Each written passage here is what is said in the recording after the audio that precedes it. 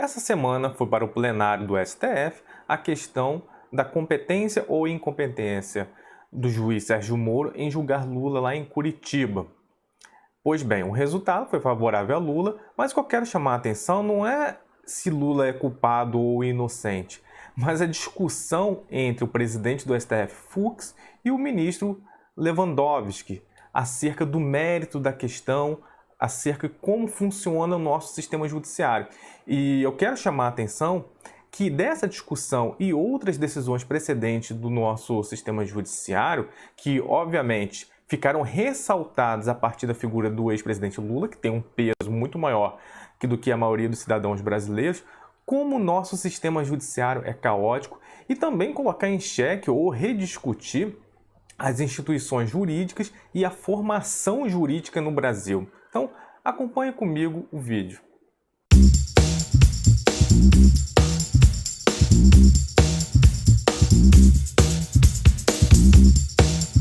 Olá, aqui é o professor Tiaron Borba. Peço já, inscreva-se no canal, dê o seu like e compartilhe o conhecimento do Balanço Crítico.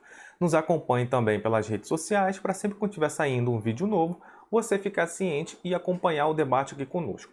Retomando um pouco a questão, é o seguinte, a defesa do Lula há bastante tempo tinha pedido, tinha entrado com habeas corpus, dizendo que o juiz Sérgio Moro era incompetente para julgar o mérito da questão do triplex. Por quê? Aquele problema do triplex não tinha a ver com a Petrobras, então o juiz Sérgio Moro não poderia julgar o caso. Esse habeas corpus ficou bastante tempo parado na mão do Fachin e há pouco tempo ele tomou essa decisão de julgou dizendo que o juiz Sérgio Moro era incompetente. E percebam o seguinte, o dano jurídico à pessoa do Lula podia ser qualquer outra pessoa, o sistema judiciário ele funciona assim. Mas vamos pegar o Lula porque ele tem um peso maior que todos os outros cidadãos brasileiros, pelo menos a sua maioria, e a gente pode compreender como o sistema judiciário funciona de maneira disfuncional e voluntarista, pela questão do desejo, a vontade do juiz julgar quando ele bem entender, basicamente. Por quê? O Lula ele foi preso e também foi impedido no caso de disputar as eleições de 2018. Se essa decisão do Fachin tivesse sido realizada há tempos atrás, quando a defesa do Lula entrou com habeas corpus, ele poderia, por exemplo, ter disputado a eleição de 2018. Não estou entrando no mérito se ele vai ganhar ou não vai ganhar, se ele é culpado ou inocente. Eu estou falando o seguinte, como que a postergação de uma decisão afeta a sociedade, tanto individualmente quanto a pessoa que está sendo julgada, mas também em aspectos mais amplos. Olha quanto tempo o judiciário desperdiçou dinheiro público, quanto tempo o Lula depositou dinheiro honorários para os seus advogados ficarem lá, quanto tempo ele ficou preso. Olha o prejuízo para a imagem da pessoa. Tudo por um voluntarismo de um juiz. E isso não é só com Lula. O Brasil tem um sistema carcerário imenso, entre os maiores do mundo. Várias pessoas nas cadeias, nos presídios, sendo julgadas, não foram julgadas.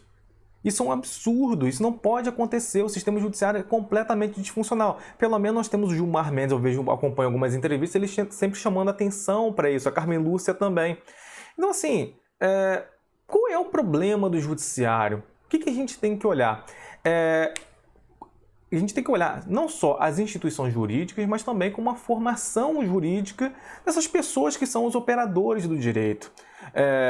Pois bem, no plenário do STF, quando eles discutiram a questão do presidente Lula, teve um certo bate-boca entre o ministro Fux, que é o então presidente da corte, e o Lewandowski. O Lewandowski basicamente estava falando o seguinte, é um absurdo esse habeas corpus ter sido levado ao plenário do STF. Por quê? Existem milhares de habeas corpus que são julgados monocraticamente pelos juízes e eles tomam a decisão lá e nada é levado para plenário. Aí ele fez um levantamento falando o seguinte, olha, só teve um outro caso que a gente julgou o habeas corpus no plenário, que foi justamente do presidente Lula. E o Marco Aurélio fala, então assim, o processo tem capa, as pessoas olham quem está sendo julgado para escolher para levar para o plenário ou não. Quer dizer, é o seguinte, está fulanizando, personalizando a questão. não está se julgando em relação à lei, está fazendo um contingenciamento político. Aí o ministro Fux fala, não, essa é a sua visão.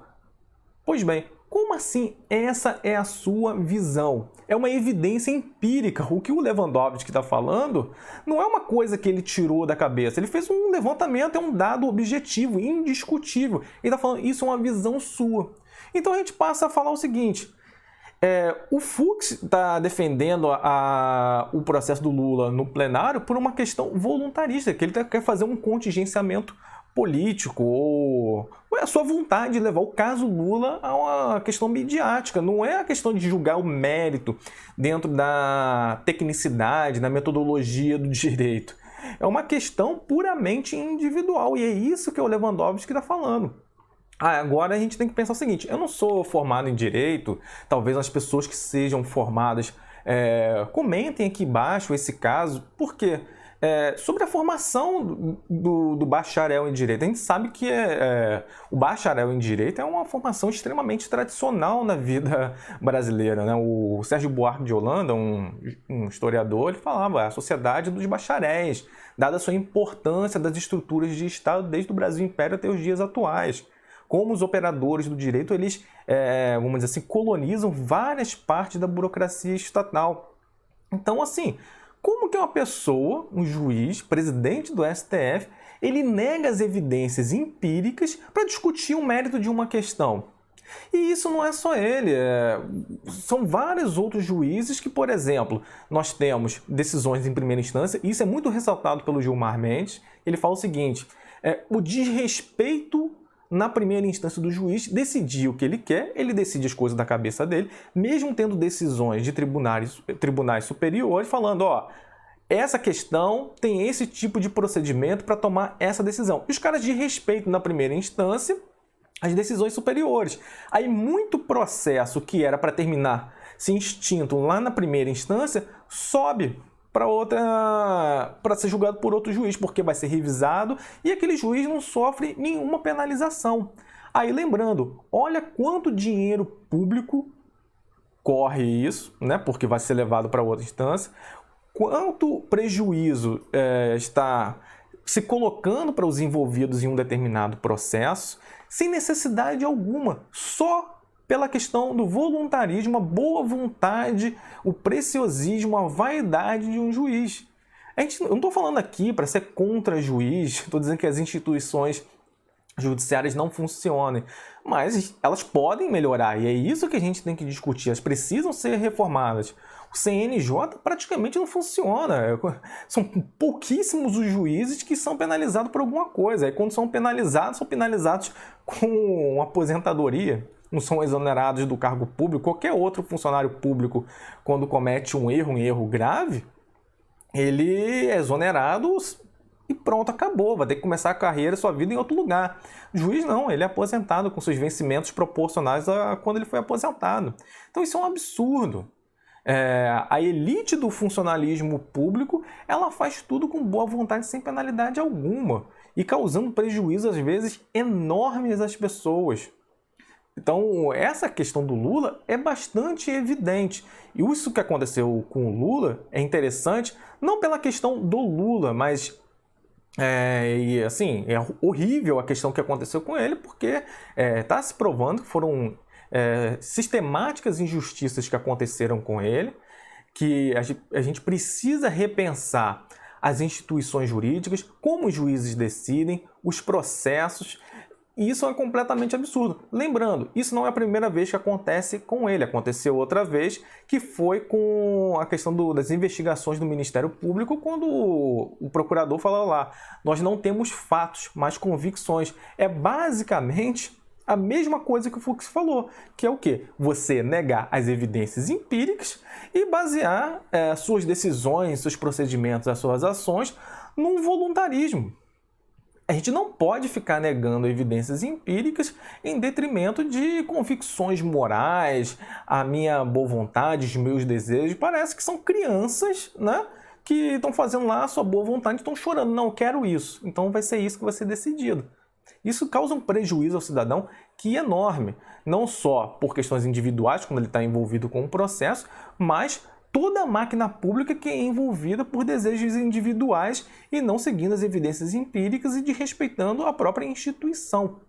Então, se você gostou do vídeo, comente aqui embaixo, curta o vídeo. Se você não gostou, deixe o dislike, mas comente aqui embaixo.